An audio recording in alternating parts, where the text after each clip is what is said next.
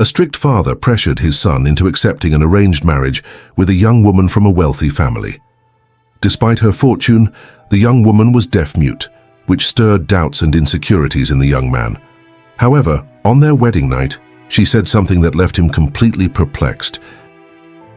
On an autumn morning in Hampton, New York, sunlight streamed through the massive windows of the Hartley mansion, illuminating what many considered one of the most impressive private libraries on the East Coast. Diana Hartley, heiress to a multi-billion-dollar empire, ran her delicate fingers over the spines of rare books her father had passionately collected. Each volume cost more than many people earned in a year, but to Diana, they represented far more than monetary value. They were her only true companions in a life marked by silence. At 27, Diana possessed a classical beauty befitting her fortune. Her long brown hair framed a face with delicate features, and her green eyes held a depth few bothered to try to understand. That particular morning, she wore a tailored Chanel ensemble that enhanced her natural elegance. Yet even the world's most expensive clothing couldn't conceal the loneliness emanating from her posture. Margaret, the housekeeper who had been with her since childhood, was one of the few who truly knew the real Diana behind the perfect heiress facade. She watched with growing concern as her young mistress spent hours lost among the books, seeking refuge from the pressures and pitying gazes that followed her through the grand halls of New York's high society. Across the city, in a modest Queens apartment, life couldn't have been more different. Brendan Mitchell was finishing his lesson plans for the next day, spreading well-worn papers and textbooks across the battered table. At 29, he had realized his dream of becoming a literature teacher, even if it was only as a substitute in a public school. His blue eyes, always alert and kind, showed the same enthusiasm in preparing lessons as he had when first discovering his favorite authors. The sound of a key in the lock announced the arrival of his father, Charles Mitchell. The 60-year-old man entered the apartment carrying not just his worn leather briefcase, but also the weight of a lifetime of missed opportunities and unrealized dreams. Charles was the kind of man who always believed he was one deal away from a big break, one scheme from finally making it. "Brendan, son, we need to talk," Charles announced, his voice carrying that tone Brendan knew all too well, the tone that preceded yet another one of his harebrained schemes. "Dad, I'm busy preparing my lessons," Brendan replied without looking up from his papers. Years of experience had taught him that the less attention he gave to his father's big plans, the less disappointment he would feel later. Charles, however, was undeterred. He sat in the chair opposite his son, placing a folded newspaper on the table that featured a photo of the Hartley mansion. "Do you remember old Thomas Hartley? The tycoon who died last year? The real estate billionaire, what about him?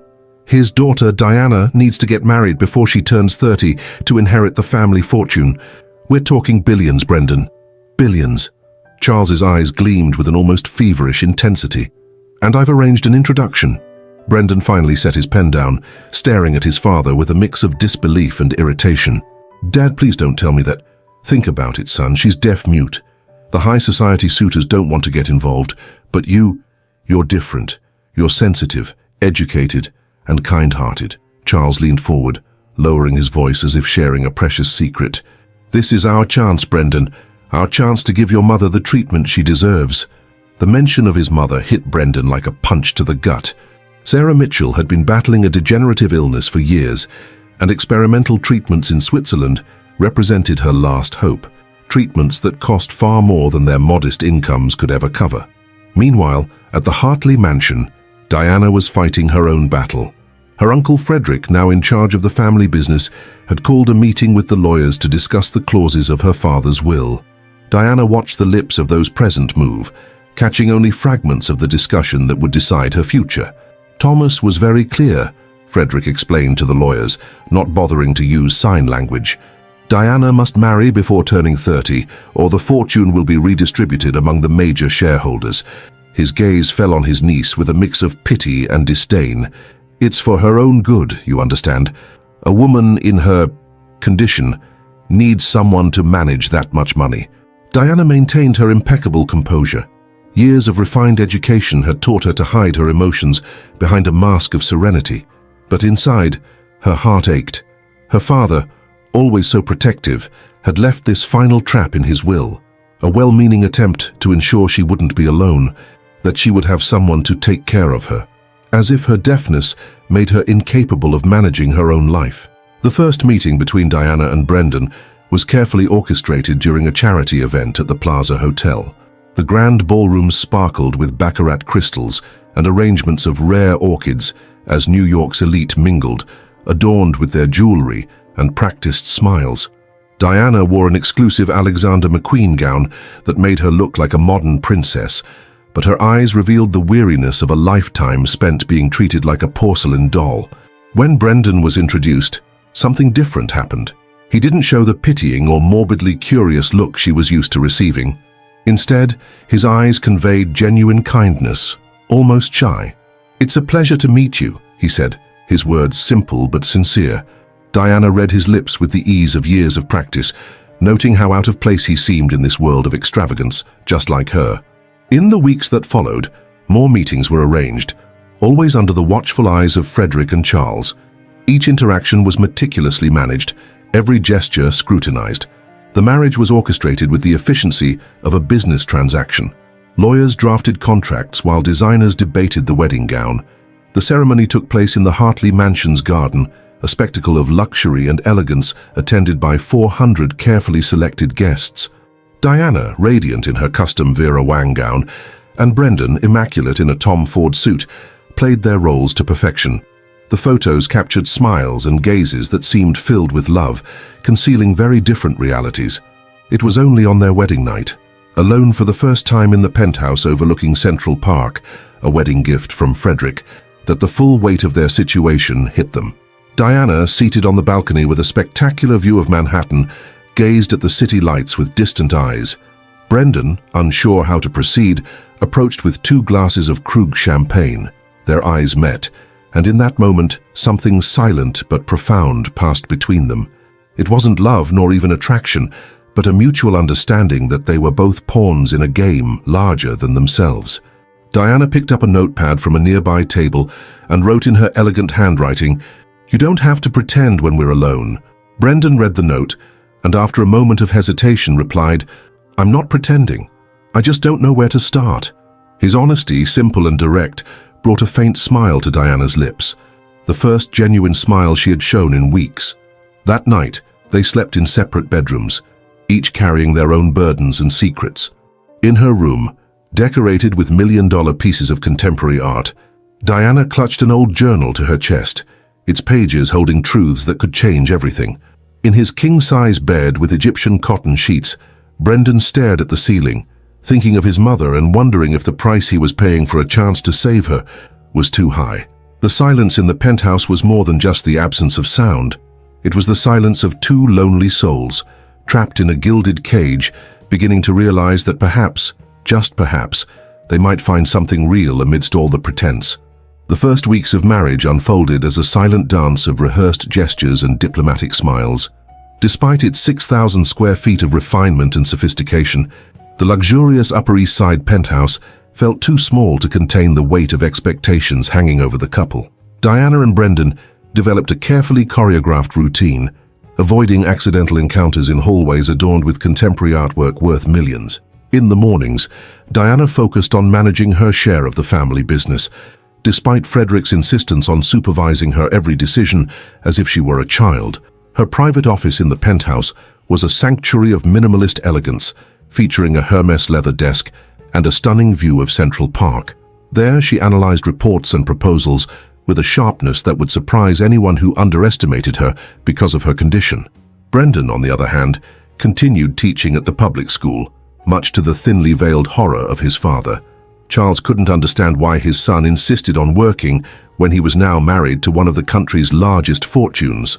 "You need to learn to live like a Hartley," Charles insisted during his increasingly frustrated daily phone calls, unable to accept Brendan's refusal to abandon what he called his mediocre life. During one particularly tense phone call, something unexpected happened. Diana, having returned early from a meeting with investors, witnessed Brendan arguing with his father in his office. Even without hearing the words, she could sense the intensity of the confrontation through his body language. "Dad, I'm not abandoning my students in the middle of the semester," Brendan gestured, his frustration evident. "And no, I'm not asking Diana for money for Mom's treatment. Not yet. We barely know each other." From the doorway, unnoticed, Diana observed. For the first time, she saw something beyond the polite, timid young man her uncle had chosen as the perfect husband. She saw someone who, like her, was fighting to maintain his identity amid family pressures. That night, during dinner served on Limoges porcelain by their staff, Diana made a decision. After the meal, she led Brendan to her private library, a room she had thus far kept as her personal refuge. The walls were lined with rare books, first editions, and historical manuscripts her father had collected over decades. But it wasn't the valuable volumes that caught Brendan's attention. It was a simple green journal, its cover worn with use, which Diana retrieved from a locked drawer in her Cartier desk.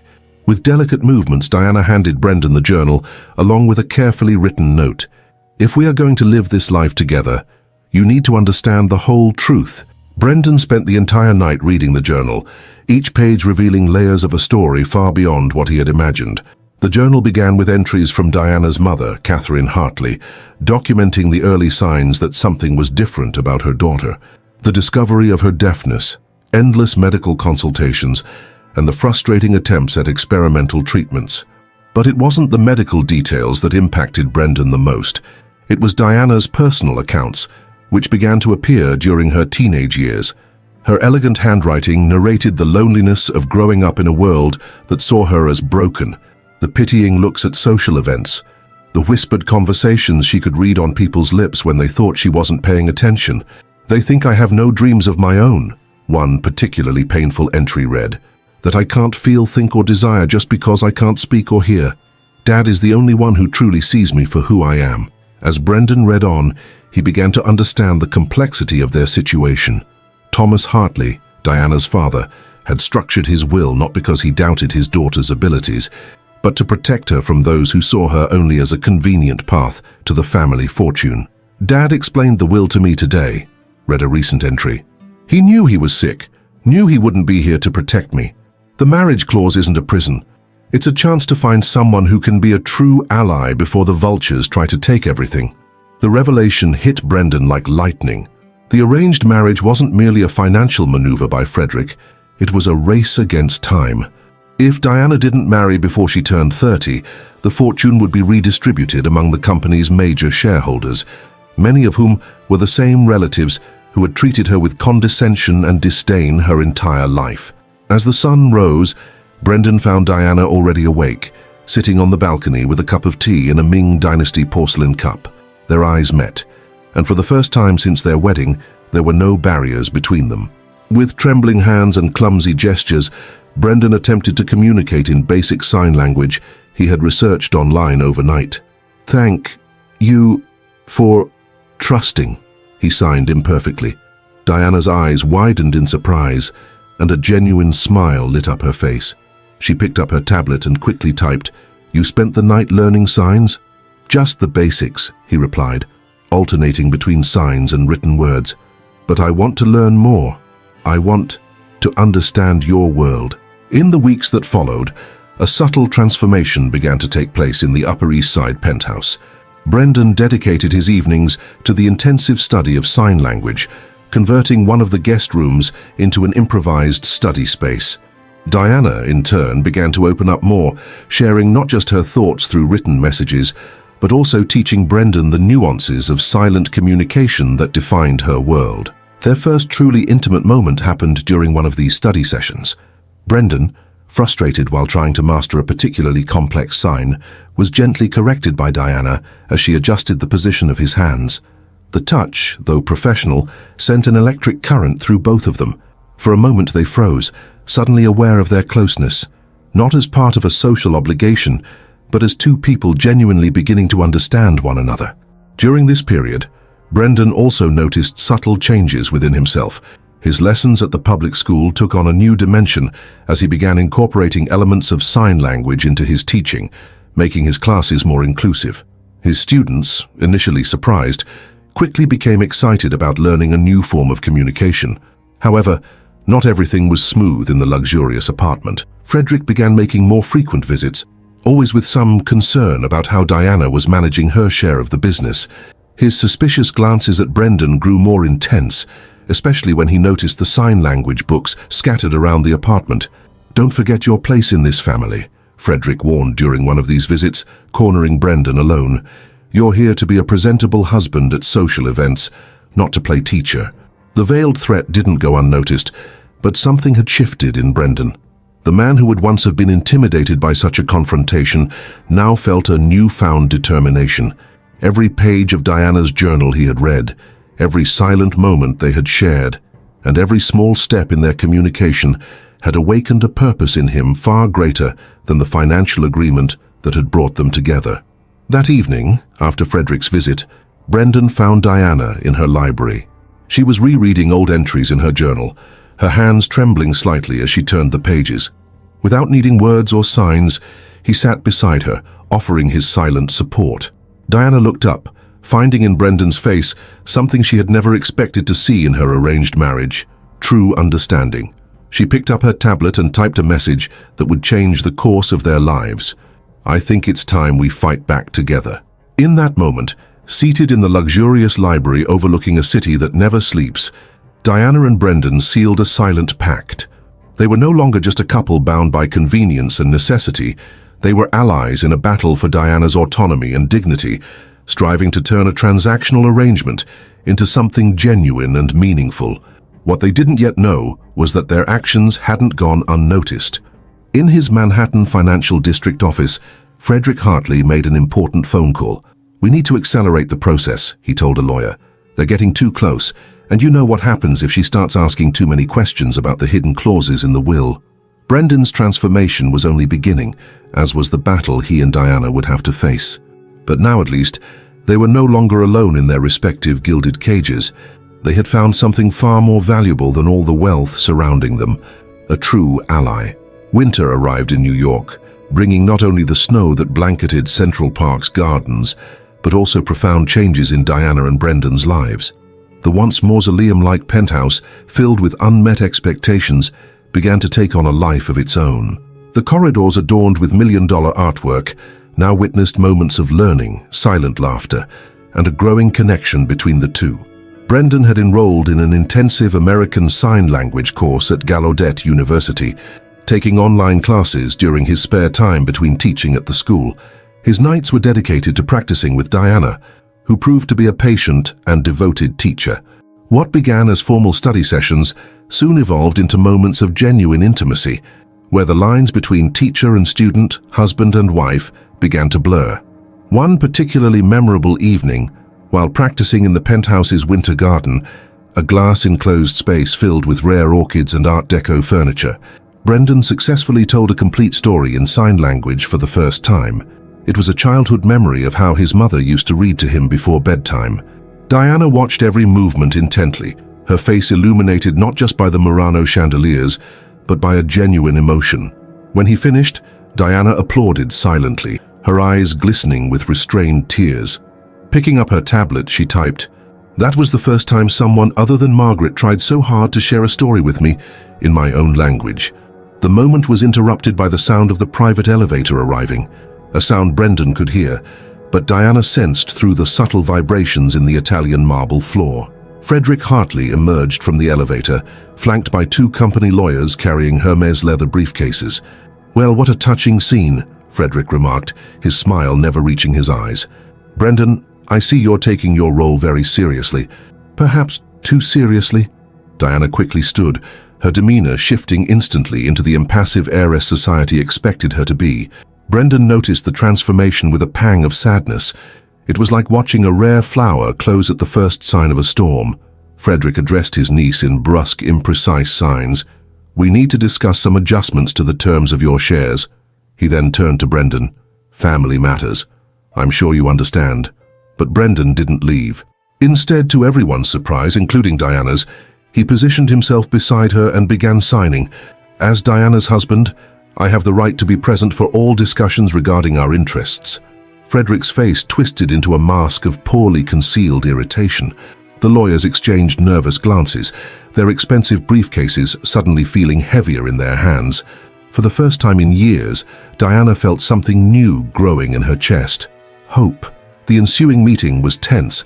Frederick presented a series of documents that, according to him, needed to be signed urgently to protect the company's interests.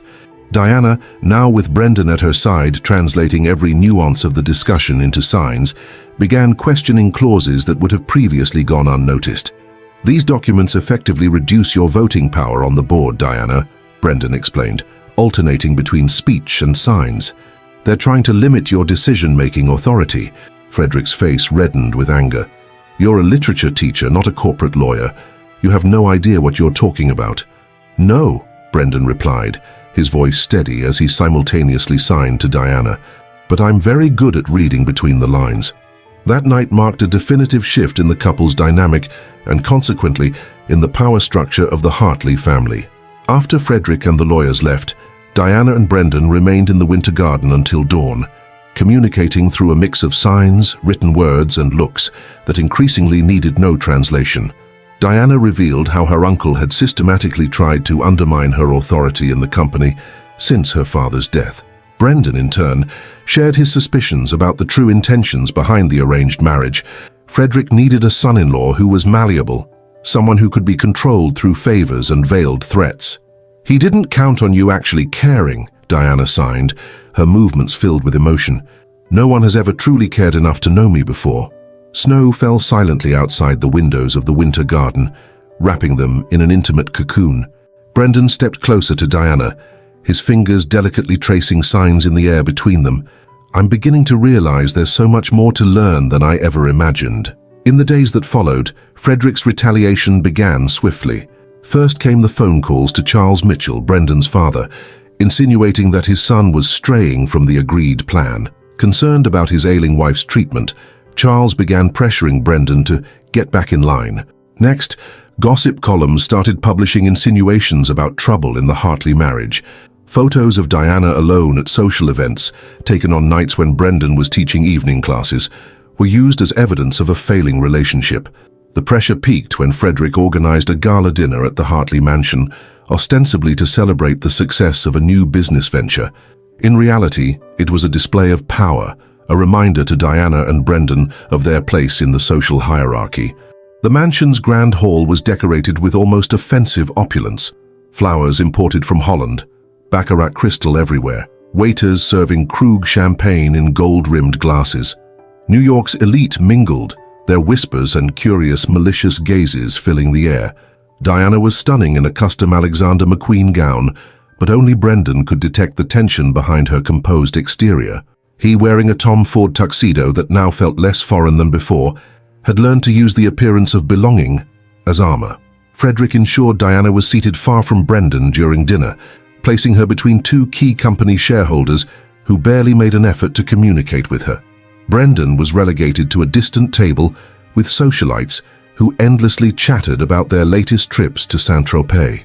It was then that Brendan made a decision that would change everything. Midway through dinner, he stood and walked to the center of the hall. With all eyes on him, he began a speech, not with words but with signs. "My wife," he signed, his fluency imperfect, but his determination clear, "is the most extraordinary woman I've ever met, and it's time for all of you to truly know her too." The silence that followed was deafening. Diana, tears in her eyes, stood and joined him. Together they began to tell her story, the real story, not the sanitized version society knew. Brendan alternated between signing and speaking, translating not just Diana's words, but the strength and dignity behind them for everyone present. Frederick tried to interrupt, but it was too late.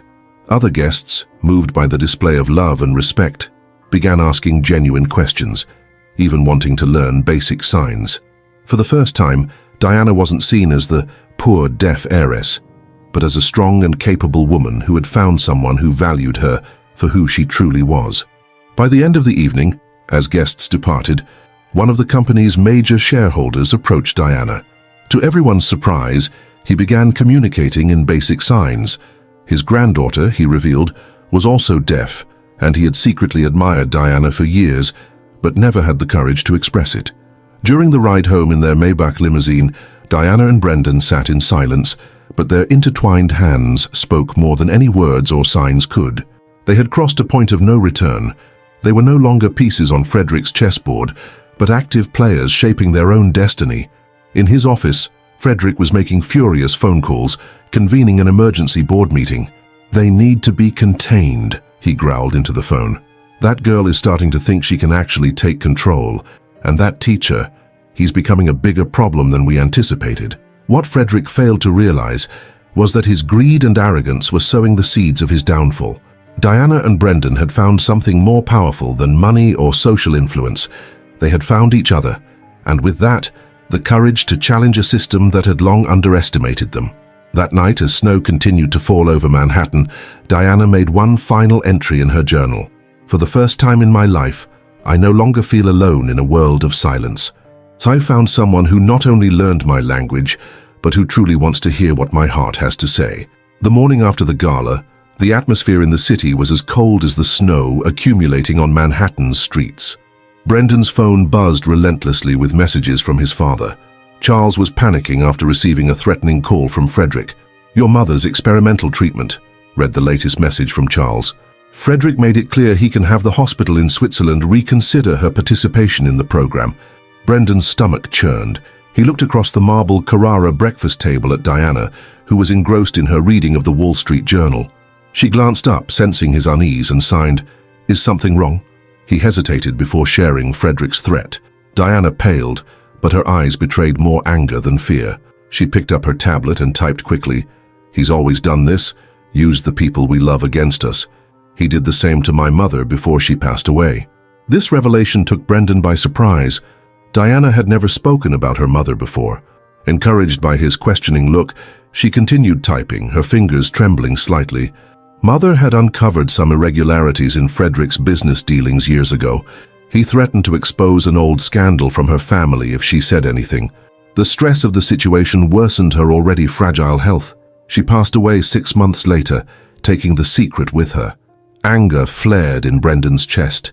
It was no longer just about him or even Diana. It was about a pattern of manipulation and cruelty that needed to end. With renewed determination, he signed, "We need help. Someone who understands his world." That was when Diana remembered the shareholder from the gala, Robert Sterling, who had revealed he had a deaf granddaughter.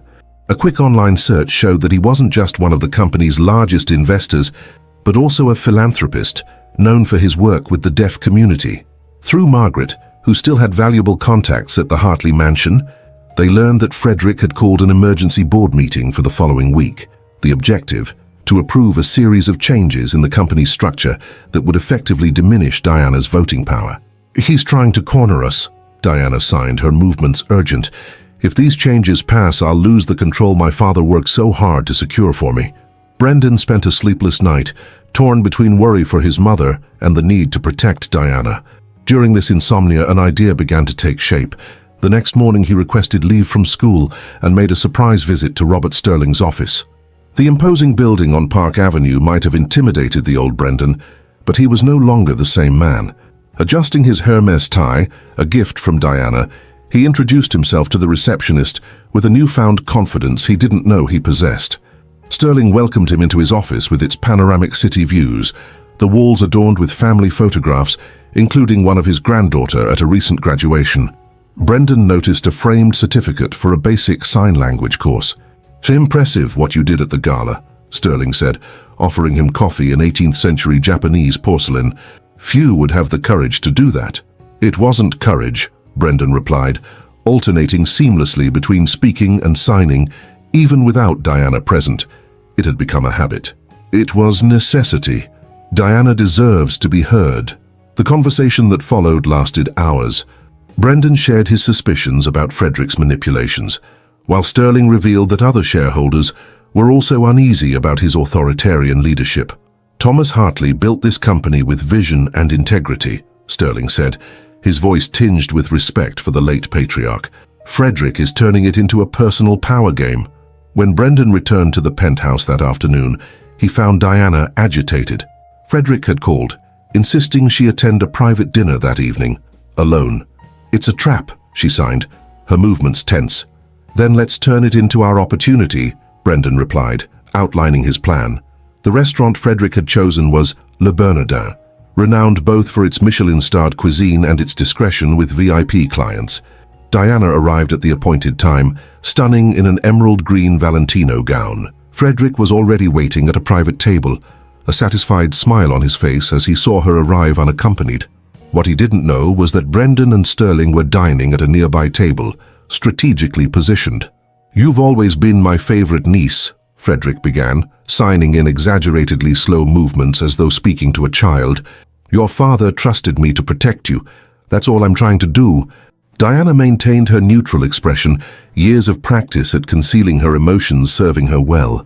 She watched as Frederick laid out his plan, a necessary reorganization of the company, as he called it. Every gesture he made was discreetly recorded by Sterling on his phone. The turning point came when Frederick, frustrated by her silence, let his mask slip. "Your father was a sentimental fool. A company of this magnitude can't be run by someone like you. And now that teacher husband of yours is putting dangerous ideas in your head." Diana felt a subtle vibration on her Apple Watch, the signal she and Brendan had agreed on. It was time. Rising abruptly, her eyes blazed with an intensity that made Frederick falter. "My father wasn't a fool," she signed, her movements precise and controlled. "He knew exactly who you were. That's why he documented everything." Frederick's face paled. "What are you talking about?" Diana reached into her Hermes bag and retrieved a sealed envelope. Inside was a handwritten letter from Thomas Hartley, composed shortly before his death. The letter detailed his suspicions about Frederick's manipulations and explained the true purpose of the marriage clause. It wasn't to control Diana, but to ensure she had an ally before Frederick revealed his true intentions. At that moment, Sterling approached the table, followed by Brendan. The panic in Frederick's eyes was palpable. His perfect plan was crumbling before him. "The board will be very interested in hearing about your management strategies," Sterling said casually, "especially the part about using medical treatments as leverage for blackmail." The transformation was immediate. The once authoritarian and manipulative Frederick now appeared as a cornered man, desperately trying to salvage his position. But it was too late. That night it wasn't just Diana who had found her voice. It was an entire power structure beginning to unravel. On the ride home in the limousine, Diana rested her head on Brendan's shoulder. For the first time since her father's death, she felt she was truly honoring his legacy. Brendan, meanwhile, sent a message to his father. "Mum's treatment is secured, but not in the way you imagined." The snow continued to fall over New York, but inside the limousine, a different warmth blossomed. It wasn't just the warmth of triumph over adversity, but of two people who had found in each other the strength to confront their deepest fears. Diana took out her tablet one last time that night and typed, "You didn't just learn my language, you gave me a voice." Brendan smiled and signed back, "You taught me that some of life's most important things don't need sound to be heard." As the limousine wove through the snowy streets of Manhattan, they both knew this was only the first battle of a larger war. Frederick wouldn't give up easily, and many challenges lay ahead. But something fundamental had changed. They were no longer chess pieces in a corporate game, but partners on a journey that transcended contracts and fortunes. The true turning point wasn't in the documents or the exposed threats, but in the quiet transformation between them. In a world that valued noise so much, they had found strength in silence, power in vulnerability, and love where they least expected it. Spring arrived in New York, bringing not only the blooming flowers in Central Park, but also a new chapter in Diana and Brendan's lives. The Upper East Side penthouse, which once symbolized their arranged union, had become a true home. The once silent hallways now echoed with Brendan's laughter and Diana's graceful hands, conversing in their own language. The revelations about Frederick's manipulations at Le Bernardin had triggered a chain of events neither of them was fully prepared to face. The company's board ordered a full audit, and each day brought new discoveries about the extent of Frederick's schemes. One particularly tense morning, Diana found Brendan on the balcony, watching the city awaken. He held a cup of the specialty coffee she had imported from Colombia just for him, one of the many small gestures that had become part of their routine. The lawyers found more documents, she signed, her precise movements revealing her concern. Frederick wasn't acting alone. There's an entire network of executives involved in the embezzlement. Brendan set his cup on the Italian marble table and stepped closer to her. His fingers moved with the fluency gained from months of daily practice. "Then we'll face them, together." Diana's smile lit up her face but was interrupted by the sound of the private elevator, a vibration she felt through the floor. Robert Sterling emerged, carrying a folder of documents and wearing a grave expression. "The news isn't good," he announced, alternating between speech and signs. He too had intensified his study of sign language.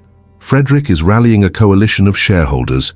He's using the press to question Diana's capability to lead the company. The headlines began appearing in the following days. Carefully planted articles in respected newspapers questioned the prudence of allowing a deaf person to run a corporate empire.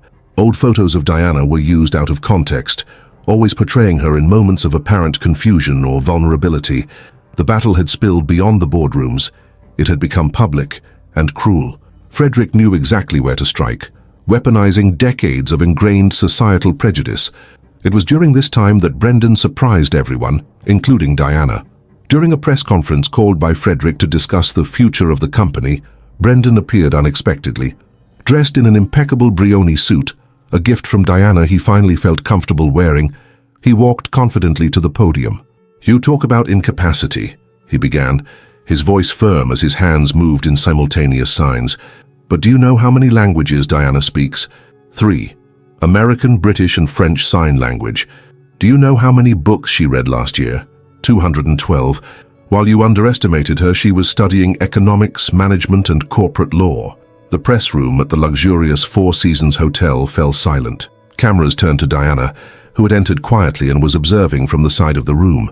She was stunning in a navy Chanel ensemble, her posture exuding a confidence that made several reporters shift uncomfortably in their seats. "But most importantly," Brendan continued, "Diana sees things people like her uncle, so enamored with the sound of their own voices, are incapable of noticing. She sees truth in gestures, expressions, and the small details others ignore." Frederick, seated in the front row, rose furiously. "This is a circus. He's just a teacher who married her for money." Brendan's smile didn't falter. "Yes, I'm a teacher, and yes, our marriage was arranged. But do you know what I've learned from teaching literature all these years? That the best love stories don't always start with love at first sight." Diana walked to the podium, her presence commanding everyone's attention.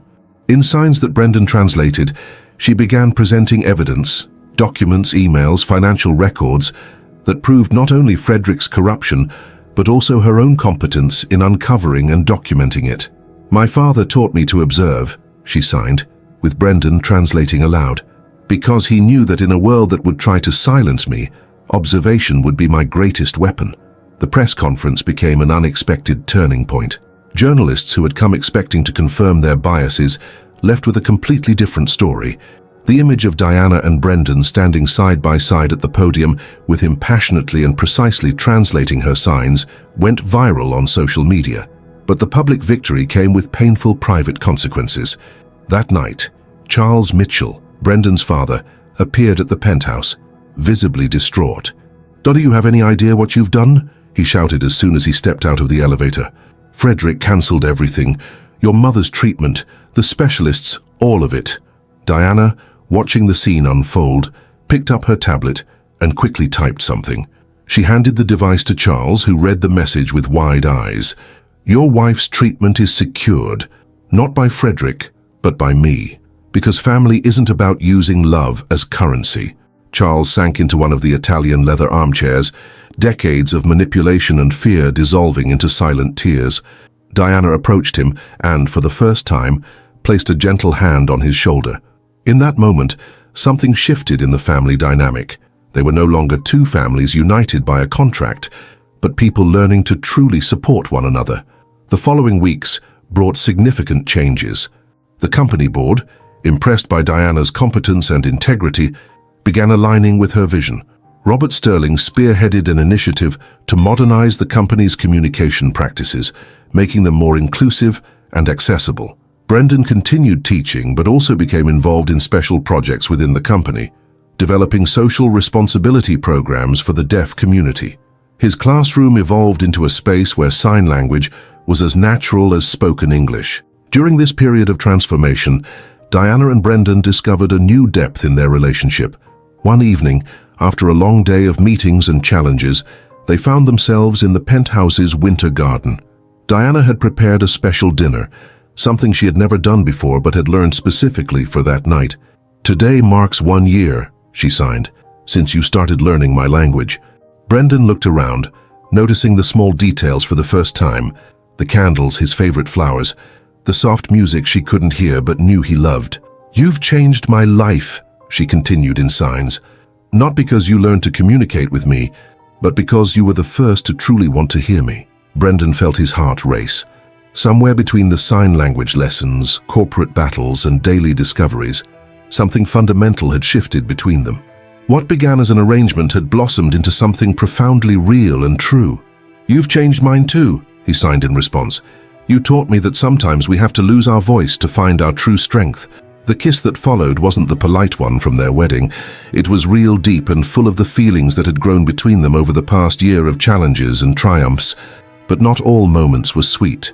Frederick, though removed from the company's management, still had powerful allies. Private investigators began tailing Brendan, searching for any misstep in his past that could be used against him. Diana faced skeptical glances at every board meeting, constantly having to prove her competence. One particularly difficult afternoon, after a meeting where her proposals were systematically questioned, Diana found a note from Brendan on her desk. "Remember what you told me about silence? That sometimes it's in the quietest moments we find our greatest truths. You taught me that, and now you're teaching the world." In that moment, Diana realized something profound.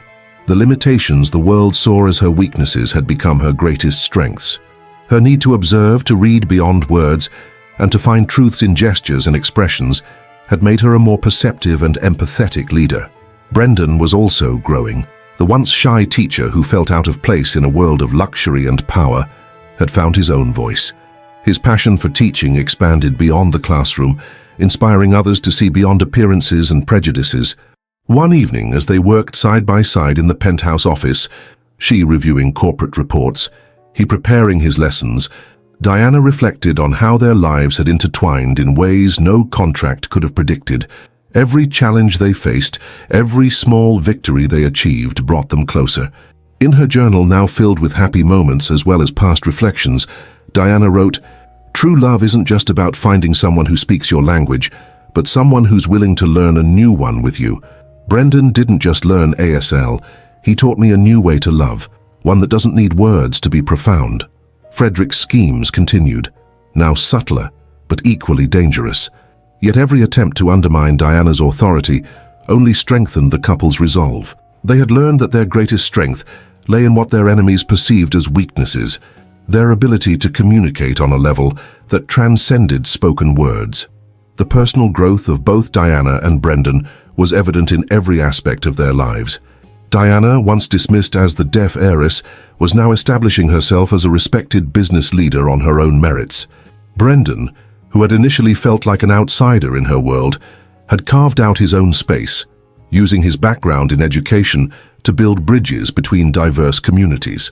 Together, they were rewriting not just their own narratives, but challenging entrenched perceptions about ability, communication, and love.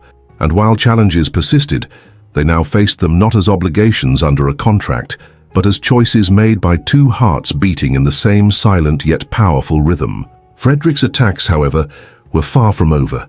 One Wednesday morning, Diana received an anonymous envelope in her office. Inside were old photos of Brendan with his college ex-girlfriend, manipulated to appear recent. Accompanying the photos was a typewritten note suggesting their marriage was a sham and that Brendan was maintaining an affair. Diana calmly examined the photos, noticing details the manipulators had overlooked. The dated clothing styles, a movie poster in the background from years ago, and an outdated cell phone model visible in one of the images. Years of silent observation had sharpened her ability to catch nuances others missed. When Brendan returned home that evening after his classes, he found Diana in the winter garden, the photos spread across the Murano glass table. His heart froze for a moment, but then he noticed her serene smile. "Frederick is getting desperate," she signed. "These photos are from when you were in college. See that movie poster in the background? It's from 2015. Brendan stepped closer, amazed at her sharpness. "How did you—" "Years of watching people lie with smiles on their faces taught me to look for the truth in the details," she replied in signs. Then, with a mischievous glint in her eyes, she added, "Besides, you didn't have that little scar on your eyebrow back then, the one you got teaching me how to cook risotto last month." The light-hearted moment was interrupted by troubling news. Robert Sterling called to inform them that Frederick had summoned an emergency board meeting for the following week. The agenda: a restructuring proposal that, if approved, would split the company into subsidiaries, effectively diluting Diana's voting power. He found a loophole in the bylaws, Sterling explained via video call, his signs now much more fluent after months of dedicated study. If he can convince 75% of the board, he can force the restructuring. Diana and Brendan spent the week racing against time. While Diana met with key shareholders, presenting sustainable growth projections and solid financial plans, Brendan delved into old meeting minutes and corporate documents, searching for anything that could help them. One late night, Brendan made a surprising discovery. Buried among the correspondence of Diana's father was a memorandum detailing a special clause in the company's original charter.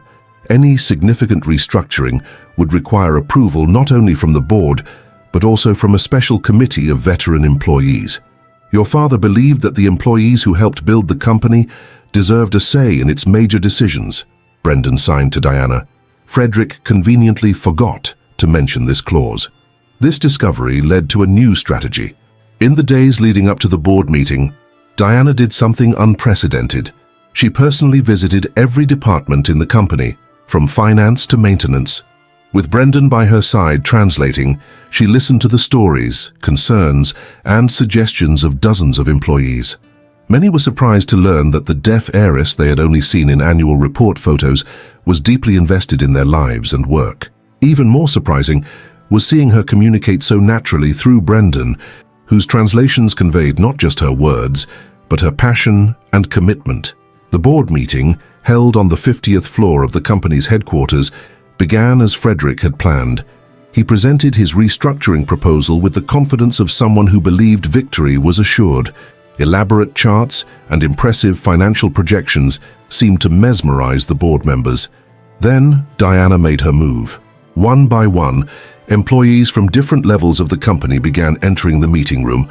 From the veteran janitor who had worked there since the company's inception to the newly promoted junior financial analyst, each shared a story about how Thomas Hartley had built not just a financial empire but a community. "My father didn't build this company alone," Diana signed, with Brendan translating for the board. "He built it alongside every person in this room and the others on the 47 floors below us, and he ensured that these people would always have a voice in major decisions." Frederick's face turned crimson as Diana projected the memorandum Brendan had uncovered onto the screen. His restructuring plan would require not just the board's approval, but also that of the employee committee, a group now firmly aligned with Diana. But the biggest surprise came from an unexpected source. Margaret, the longtime housekeeper who had practically raised Diana, asked to speak. In her hands was an envelope, yellowed with age and trembling slightly. "Thomas Hartley gave me this years ago," she said, her voice steady despite her emotion. "He told me to keep it safe just in case." Margaret opened the envelope and pulled out a handwritten letter from Thomas Hartley. In it, he detailed his concerns about Frederick's ambitions and outlined his intention for Diana to one day lead the company, not because she was his heir, but because of her integrity, intelligence, and ability to see what others missed. The room fell silent as the letter was read aloud. Frederick's composure shattered completely as he tried to interrupt, only to be firmly overruled by the board chair. By the end of the meeting, Frederick's proposal was decisively rejected, and the board voted to begin an internal investigation into his actions. The employees, galvanized by Diana's leadership and Brendan's unwavering support, became her strongest allies. That evening, as the city's lights sparkled outside the penthouse windows, Diana and Brendan sat together in quiet reflection. "We're not just rebuilding a company," Diana signed. "We're creating something new, something better." Brendan took her hand and signed back, "And we're doing it together." "Thomas gave me this before he died," Margaret said, her voice trembling with emotion. "He made me promise to only reveal it when it was absolutely necessary." The envelope contained a letter and a series of documents proving that Frederick had manipulated financial information years ago, even while Thomas was still alive. The veteran janitor present in the room confirmed he had overheard suspicious conversations, and the young financial analyst pointed out discrepancies she had recently noticed in old reports. Frederick tried to protest, but his voice was drowned out by the weight of the evidence and the testimonies. The board not only voted against the restructuring, but also approved a full investigation into Frederick's management practices. That evening, after the dust had settled, Diana and Brendan found themselves in the penthouse's winter garden once more. The lights of Manhattan sparkled outside, but inside the silence was comforting, rich with meaning only they could understand. "When we married," Diana signed, "I thought I was just fulfilling another obligation. I never imagined I'd find someone who would not only learn my language, but also help me find my voice." Brendan smiled, remembering the insecure young professor who had once entered this same space. "And I never imagined I'd learn so much about courage from someone the world insisted on seeing as fragile." Their growth wasn't just personal or professional. It was a profound transformation that affected everyone around them. The company began implementing inclusion programs, not as a corporate obligation, but as a core part of its culture. Brendan expanded his work at the public school, creating a pioneering program integrating deaf and hearing students. Sarah, Brendan's mother, was showing promising signs of improvement under the new treatment. One particularly emotional afternoon, she surprised everyone by greeting Diana in basic sign language she had learned during her therapy sessions.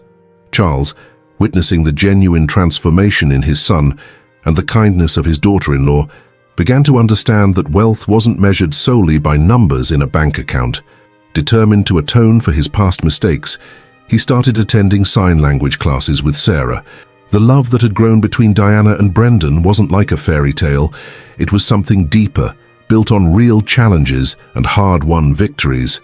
Every obstacle overcome, every conspiracy unraveled, every moment of mutual understanding added another layer to their connection. One evening, while sharing a simple dinner on the balcony, something Diana had insisted on cooking herself despite protests from their private chef, Brendan realized something fundamental. The silence that had once intimidated him had become his most comfortable place in the world. It was in the quiet moments when words weren't necessary that he felt the depth of what they had built together. Diana, noticing his contemplative expression, signed with a smile. "What are you thinking about?" "How ironic life is," he signed back. "I entered this marriage thinking I was making a sacrifice for my family, but I ended up finding so much more than I ever dreamed possible." Diana's smile widened as she signed back. "And I always thought my silent world was a prison, until you showed me it could be a palace." Their transformation inspired others. Company employees began voluntarily learning sign language. Brendan's students organized a bilingual theater production that went viral on social media. Their story began to change perceptions and break prejudices in ways neither of them had imagined. But perhaps their greatest victory wasn't over Frederick or society's biases. It was over themselves. Diana learned that her voice had always been strong. She simply needed someone willing to truly listen. Brendan discovered that his vocation for teaching extended far beyond the classroom. It was a gift for opening minds and hearts. Together, they proved that true love doesn't have to follow conventional scripts. Sometimes it's born in the most unlikely places, grows through the hardest challenges, and flourishes in the most eloquent silence. The federal courthouse in Manhattan commanded respect with its neoclassical architecture and polished marble corridors. On that crisp autumn morning, the building was surrounded by an unusual crowd, reporters, photographers, and a surprising number of people from the deaf community, all gathered to witness what the newspapers were already calling the Hartley case. Frederick had delivered his final blow, a lawsuit questioning not only Diana's capability to manage the company, but also the validity of her marriage to Brendan. The initial filing, a document over 200 pages long, painted a devastating picture of manipulation and fraud, alleging that Brendan had exploited a vulnerable person to gain access to the family fortune. Diana and Brendan arrived at the courthouse in their Mercedes Maybach, a wedding gift they rarely used, preferring more discreet transportation. Today, however, the occasion called for a show of strength. Diana was stunning in a custom Armani suit, her posture radiating confidence that made several reporters instinctively back away. Brendan, by her side, had transformed from a timid professor into a man who carried his own strength with ease. His navy Tom Ford suit complemented Diana's, a deliberate choice to showcase their unity. Their hands moved gracefully as they conversed in signs, ignoring the barrage of camera flashes. Inside the courthouse, the stakes had never been higher. But for Diana and Brendan, the courtroom wasn't just a battlefield, It was another stage to show the world what true partnership, resilience, and love looked like. Inside the courtroom, the tension was palpable. Frederick sat at the prosecution table, flanked by a team of internationally renowned lawyers, in expensive suits with predatory expressions. Across from them, Diana and Brendan were joined by Robert Sterling and a more modest but equally competent legal team.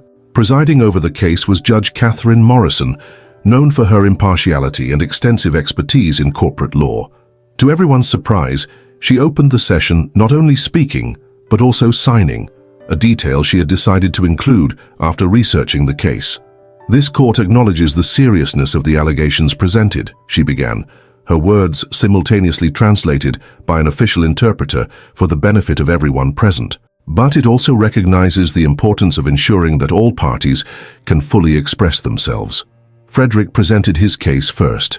His lawyers painted a calculated picture of Diana as a naive heiress, manipulated first by her father through a controlling will, and then by an opportunistic husband. They presented outdated psychological reports, out-of-context medical records, and a lineup of experts ready to testify about the inherent incapacity of a deaf person to lead a corporation like Hartley Enterprises. "Your Honor," Frederick's lead attorney argued, "this case is not about prejudice, as the defense will likely claim. It is about protecting a vulnerable young woman from people who have exploited her condition for personal gain." The strategy was clear: to frame Frederick's actions as a noble effort to protect Diana. However, the first surprise of the day came when the defense called their first witness, Margaret, the longtime housekeeper. The gray-haired woman walked to the witness stand with dignity, carrying an intricately carved wooden box. After being sworn in, she began sharing a story few had ever heard. "Thomas Hartley hired me not just as a housekeeper," she revealed, "but as a keeper of secrets. This box contains 20 years of documents, photographs, and recordings he instructed me to safeguard." A murmur rippled through the courtroom as Margaret opened the box. The first item she produced was a collection of old cassette tapes. Frederick didn't know this, but Thomas recorded all important meetings in his office, including the one where his nephew suggested institutionalizing Diana when she was just 12 years old, claiming it would be better for business. The tapes were only the beginning. Over the next few hours, Margaret presented meticulous documentation of Frederick's manipulations, memos detailing financial embezzlement, emails revealing schemes to undermine Diana's authority, and even evidence of bribes paid to doctors to produce reports questioning her mental capacity. But the most impactful moment came when Margaret played a video, the final recording Thomas Hartley made before his death. In the video, visibly frail but with piercing eyes, the family patriarch explained his true motivation for the marriage clause in his will. "My Diana," he said, his voice weak but resolute, "the marriage requirement was never about controlling you. It was about ensuring you had an ally." Before Frederick revealed his true colors, "He tried to convince me to exclude you from the inheritance since you were a child. The marriage is a safeguard. If you find someone who truly cares, who learns your language, who sees your strength as I do, Frederick will never be able to take away what is rightfully yours." The courtroom was silent as the video continued. Thomas detailed Frederick's financial manipulations, explained where evidence could be found, and ended with a direct message to his daughter: "You have always been stronger than all of them combined. Your silence has never been a weakness. It is your greatest strength. Because while they were busy talking, you learned to observe, to see the truth beyond words." Frederick was livid. His lawyers whispered frantically, trying to devise a new strategy. The defense then called their next witness, Sarah Mitchell, Brendan's mother. Sarah was wheeled to the witness stand, the effects of her experimental treatment still visible in her physical fragility, but her eyes shone with a renewed strength. To everyone's astonishment, especially Frederick's, she began her testimony in sign language with Brendan translating. "I learned sign language during my treatment," she explained, alternating between speech and signs. "Not because I had to, but because I wanted to understand the world of the woman who saved my life, not just by paying for my treatment, but by showing me that physical limitations do not define who we are." Sarah then revealed how Frederick had attempted to use her treatment as leverage, threatening to cancel funding unless Brendan cooperated with his plans. "But my son and daughter-in-law showed me that some things are more important than surviving. They are about living with dignity. The courtroom then heard a series of testimonies that completely shifted the narrative. Employees from the company spoke about how Diana's leadership had transformed corporate culture, making it more inclusive and effective. Teachers and students from Brendan's school described his program integrating deaf and hearing students. Even some of the experts hired by Frederick admitted they had been paid to manipulate their reports. The tide was turning, and Frederick's carefully constructed case was unraveling before everyone's eyes. Diana and Brendan, side by side, had become not only a powerful force for change, but also an undeniable testament to the resilience of love, partnership, and truth. The decisive moment came when Diana herself rose to testify. The entire courtroom held its breath as she walked to the witness stand. Brendan stood beside her, ready to translate, but Diana had other plans. Taking a tablet from her Hermes briefcase, she began typing. Her message was projected onto a large screen, allowing everyone to read her words directly. For years, people like my Uncle Frederick have used my silence as proof of my incapacity. They never understood that not being able to speak doesn't mean I don't have a voice. Every decision I've made as a leader, every innovation I've implemented, every alliance I've built, all of it was possible not despite my silence, but because of it. Diana continued, her words appearing on the screen with a power that moved several people in the audience to discreetly wipe their tears. My father taught me that true leadership isn't about how much you talk, but about how much you listen and observe. Frederick spent years talking about protecting the company while secretly sabotaging it. I've spent years watching, learning, preparing, not just to lead, but to transform. Then, in a moment no one expected, Diana stood and began signing, with Brendan translating her message aloud. My marriage to Brendan began as an arrangement, it's true. But it has become something Frederick will never understand, a partnership based on mutual respect, shared growth, and true love. Brendan didn't learn my language to manipulate me. He learned it to know me. And in the process, he helped me find a voice I didn't even know I had. The impact of her testimony was overwhelming. Frederick, realizing he was losing control of the situation, made his fatal mistake. Rising abruptly, he began shouting accusations, his composure completely unraveling. You're just a broken girl my brother refused to see for what she truly is. This company is being destroyed because of his sentimentality. Judge Morrison banged her gavel forcefully, but the damage was done. Frederick's true colors were on full display for everyone to see.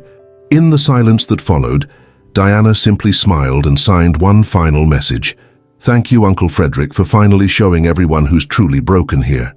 The court's decision was unanimous. Not only were all charges against Diana and Brendan dismissed, but Frederick was permanently removed from any position within the company. Judge Morrison went further, ordering a criminal investigation into Frederick's financial activities and attempts at manipulation. As Diana and Brendan left the courthouse that afternoon, they were met by a vibrant crowd. The deaf community, which had closely followed the case, celebrated not just a legal victory, but a historic moment of recognition and validation. Robert Sterling, who had stood by them throughout the ordeal, approached them with tears in his eyes. Thomas would be proud, he signed, his fluency in sign language now flawless. You didn't just protect the company, you turned it into something much greater. That night, in the penthouse that had witnessed their entire journey, Diana and Brendan celebrated in a unique way, in complete silence. Sitting in the winter garden, sharing a bottle of Krug champagne that had been served at their wedding and barely touched at the time, they reflected on how their lives had changed. You know what's ironic? Brendan signed. Frederick tried to use our arranged marriage against us, never realizing that it was that arrangement that allowed us to build something real. Diana smiled, her hands moving gracefully in the air between them. Maybe some of the best love stories don't begin with happily ever after, but with a contract. The sun set over Manhattan, painting the sky in shades of pink and gold. On the table between them, beside the champagne bottle, rested the journal Diana had given Brendan months earlier. Its pages now held not just memories of loneliness and struggle, but also the story of a love that had flourished in the most unlikely circumstances. The victory in court wasn't just about retaining control of the company or proving Diana's capabilities. It was about something much larger, showing the world that love, respect, and true understanding don't need words to exist. As night fell over the city that never sleeps, Diana and Brendan had found their own kind of silence, Not the silence of loneliness or exclusion, but the comforting quiet of two hearts that had finally found their place with each other. The morning after the trial, newspapers across the country splashed headlines about the Hartley case. The Wall Street Journal dedicated its entire front page to the story with the headline, "The Sound of Silence: How a Deaf Heiress Revolutionized Wall Street." The New York Times published a powerful editorial on inclusion in the corporate world, calling Diana's victory a historic turning point. But it was the quieter consequences that truly began shaping the future. The afternoon after the verdict, Diana received an unexpected visitor in her office at Hartley Enterprises. It was Amanda Collins, a top executive at a rival bank who had hidden her own partial hearing loss for years, fearing it would jeopardize her career. "Your testimony in court changed everything," Amanda signed, surprising Diana. "This morning, for the first time in 15 years, I didn't use my hair to hide my hearing aid during a board meeting." In the weeks following the trial, Diana began receiving letters and emails from people across the country, executives, students, and professionals from various fields who had kept their disabilities hidden, fearing the same prejudice Frederick had tried to wield against her. Brendan, meanwhile, faced his own revelations. One afternoon, after his last student had left the classroom, his father, Charles, appeared unexpectedly. The man who had once cared only about status and social connections seemed to have aged 10 years during the trial. "Son," he began, his voice trembling, "I spent my whole life chasing the wrong kind of wealth." He pulled a small, worn notebook from his pocket. "I've started learning sign language. I don't want to be another father who doesn't know how to communicate with his own family." Charles's transformation reflected a larger shift taking place. Diana and Brendan's story had struck a deep chord in the cultural zeitgeist. Television shows began including more deaf characters in prominent roles. Fortune 500 companies launched more robust inclusion programs. Frederick, meanwhile, faced the consequences of his actions. The criminal investigation ordered by Judge Morrison uncovered a pattern of corruption far more extensive than anyone had imagined. Hidden accounts in offshore tax havens, bribes to public officials, and even ties to criminal organizations laundering money through company subsidiaries. One particularly tense afternoon, Diana received a call from Robert Sterling. Frederick had attempted to flee the country on his private jet, but was detained at the airport.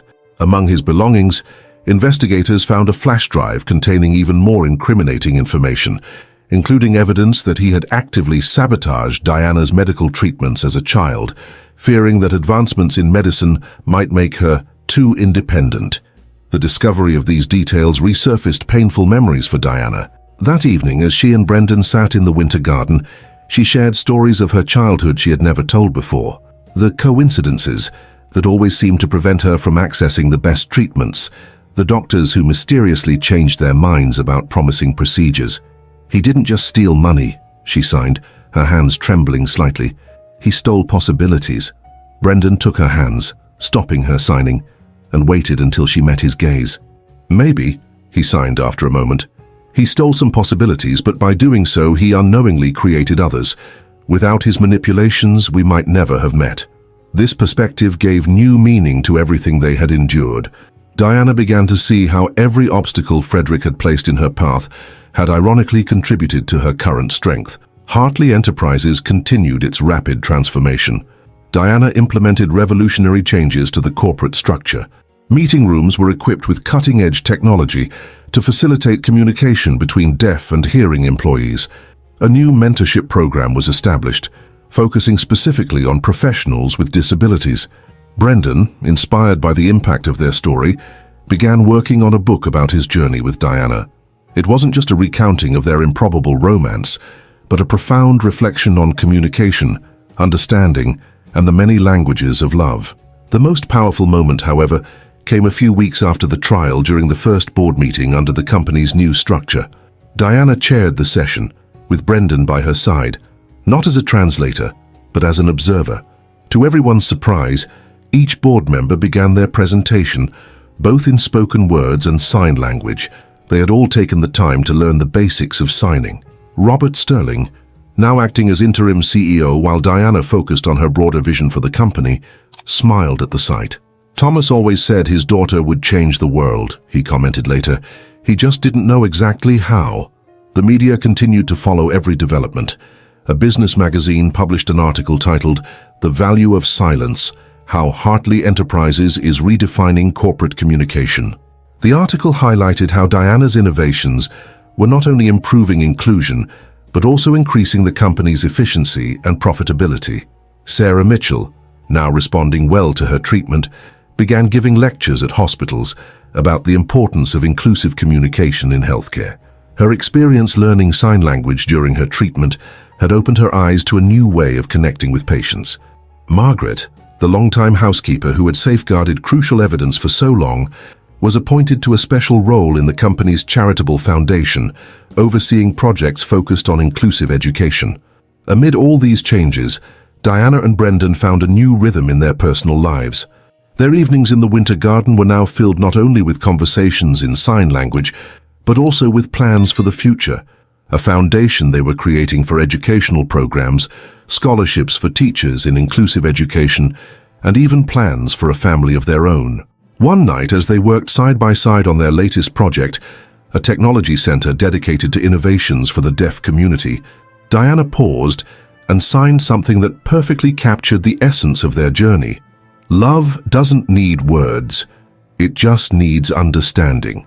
The irony was unmistakable. Frederick had tried to use Diana's silence to weaken her, but it was precisely that silence that had given her the strength to triumph. While others were busy speaking, she had learned to truly see. The impact of her victory resonated far beyond the halls of Hartley Enterprises. Universities began inviting Diana to lecture on inclusive leadership. Brendan was approached to develop communication training programs for major corporations. Together, they were not just breaking barriers, but building bridges.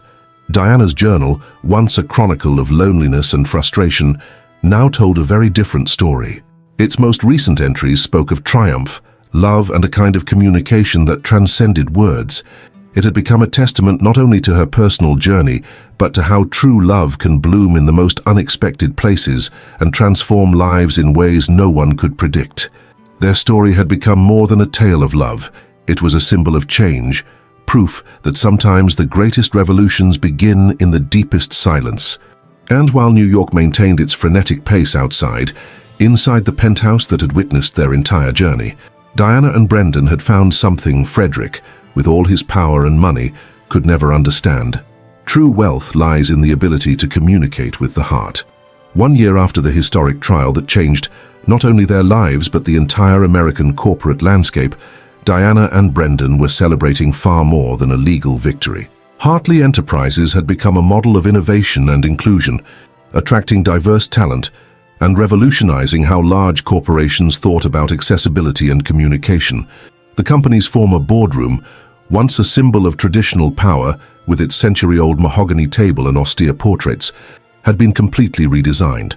Now, interactive screens allowed simultaneous communication in multiple formats, making meetings accessible to all participants regardless of their needs.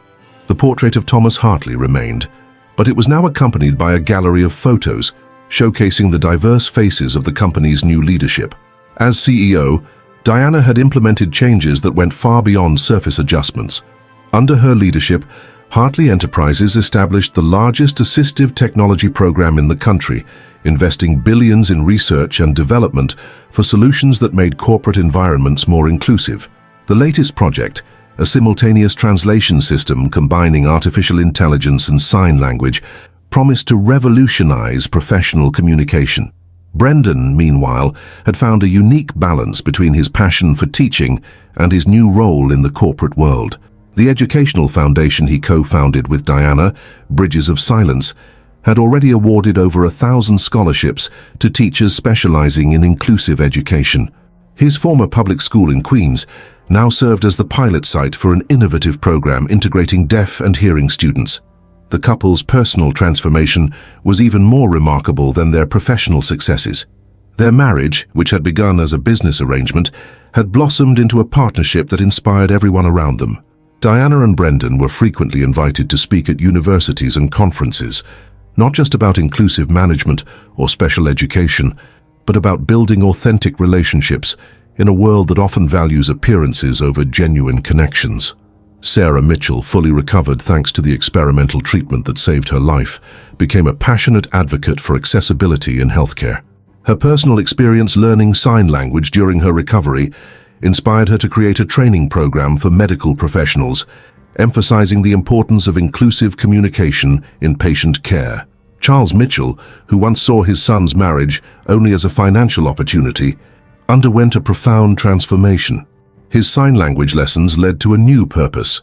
He now coordinated a mentorship program for parents of deaf children, helping them avoid the same mistakes he had made and prioritize genuine connection over societal expectations. The most surprising redemption story, however, came from an unexpected source. Frederick, serving time in a minimum security federal prison for his financial fraud, began writing letters.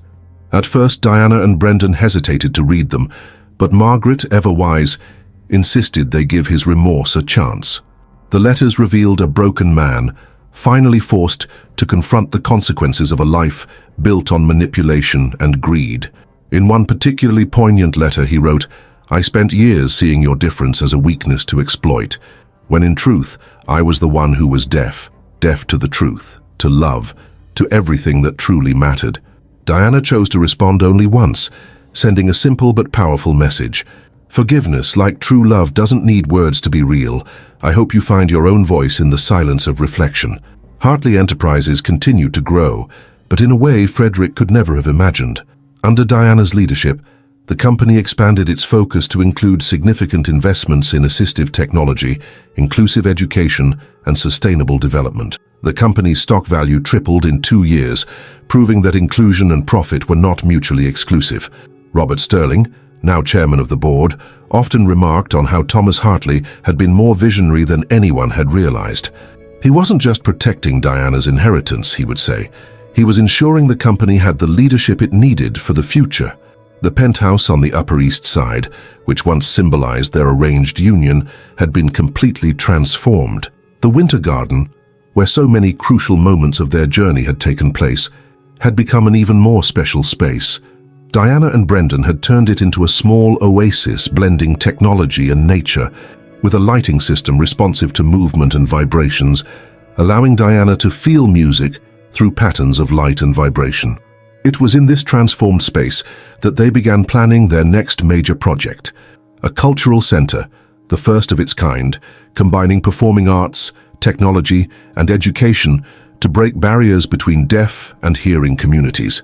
The project, named The Sound of Silence, would be built in the heart of Manhattan, a living monument to the idea that true communication transcends all barriers. Margaret, who had safeguarded the secrets that helped reveal the truth, found a new calling as curator of the company's historical archives. Her dedication to preserving Thomas Hartley's memory and documenting the company's transformation under Diana's leadership became an essential project for future generations to understand the importance of integrity and inclusion in the corporate world. The deaf community in New York, and eventually across the country, found in Diana and Brendan's story not just inspiration, but a practical model for how society could transform. Hartley Enterprises had set a precedent other companies began to follow, creating truly inclusive workplaces and recognizing that diversity wasn't just a buzzword, but a real competitive advantage. The impact of their story reverberated in unexpected ways. Universities began including case studies on Hartley Enterprises' transformation in their MBA programs. Hollywood producers expressed interest in adapting their story for film, though Diana and Brendan insisted that any project prioritize authenticity and representation. In their personal lives, the couple found a rhythm that defied conventional expectations. Their mornings often began with walks through Central Park, where they were frequently approached by people eager to learn a few basic signs, or simply thank them for changing perspectives on communication and human connection. Diana continued keeping her journal, but now its pages no longer recorded loneliness and frustration. Instead, they chronicled triumphs big and small. The first deaf employee promoted to a vice president role, the success of Brendan's pilot program being replicated in schools nationwide, the emotional moment when Sarah Mitchell held a full conversation in sign language with her daughter-in-law during a family dinner. The journal also captured their most intimate moments, the decision to start their own family, discussions on how they would raise their children in a world that, while still imperfect, was slowly learning to value different forms of communication and expression. Brendan, inspired by the success of the educational program he developed, began working toward a doctorate in inclusive education, using his experiences to develop methodologies that could be applied in schools across the country. His thesis focused on integrating diverse forms of communication in educational settings, was revolutionizing how educators approached inclusion. The Hartley Foundation, under the joint direction of Diana and Brendan, expanded its reach beyond education and assistive technology. They established a dedicated fund to support entrepreneurs with disabilities, recognizing that true inclusion also meant creating opportunities for leadership and innovation. One of the foundation's most impactful initiatives was the Silent Leaders Program, which identified and supported young deaf professionals with leadership potential. The program provided not only financial and educational support, but also personalized mentorship and networking opportunities in a truly inclusive environment. At a gala celebrating the program's second anniversary, Diana surprised everyone with a speech Brendan didn't need to translate. She delivered it simultaneously in sign language and through a synthesized voice system developed by her company, demonstrating how technology and humanity could work together to break down barriers. "Silence was never absence," she said in her speech. "It is a space where we can find our true voice if we have the courage to listen with our hearts." The societal transformation they had helped spark continued to expand in waves. Other Fortune 500 companies began implementing more comprehensive inclusion policies, not just for deaf employees, but for all forms of diversity. The Hartley model of inclusive leadership became a case study in business schools worldwide. Charles and Sarah Mitchell, now fully integrated into their family's new reality, often reflected on how their own limitations, his prejudices, her illness, had transformed into opportunities for growth and connection. They became active advocates for the importance of keeping an open mind and heart to new ways of understanding the world. The story of Diana and Brendan had grown far beyond themselves. It was a powerful reminder that the greatest transformations often begin in the most unlikely places, and that true love is not just about finding the right person, but about creating something greater together. On a quiet evening in their winter garden, watching the lights of Manhattan glitter outside, Diana and Brendan reflected on their journey. The silence between them was no longer an obstacle to overcome, but a sacred space where their love had flourished and continued to grow. "You know what's most incredible?" Brendan signed. "It's not the company's success or the programs we've created. It's how every small choice we made, every moment we decided to trust each other, built something that's changing the world." Diana smiled, her fingers moving gracefully in the air between them. And to think it all started with a contract and a journal. The future still held many challenges and possibilities, but now they faced them not as a couple brought together by circumstance, but as partners who had chosen to create a new way of seeing, hearing, and loving the world. 5 years after the historic trial that transformed their lives, Diana and Brendan were celebrating not just their wedding anniversary, but a legacy that had exceeded all expectations. The Sound of Silence, the cultural center they had envisioned, now stood majestically in the heart of Manhattan. Its bold architectural lines symbolized the bridge between worlds that once seemed irreconcilable. The couple chose this special date to make an announcement that would fill everyone who had followed their journey with joy. They were expecting their first child. The news, shared first during an intimate ceremony in their winter garden, quickly spread, carrying with it a powerful message about family, love, and possibilities. Under Diana's visionary leadership, Hartley Enterprises had become more than a successful corporation. It was now a global symbol of inclusive innovation, with its practices being studied and replicated by companies worldwide. The assistive technology program they developed had revolutionized how deaf and hearing individuals interacted in professional environments. Brendan, now holding a doctorate, split his time between directing the Hartley Foundation and lecturing at prestigious universities.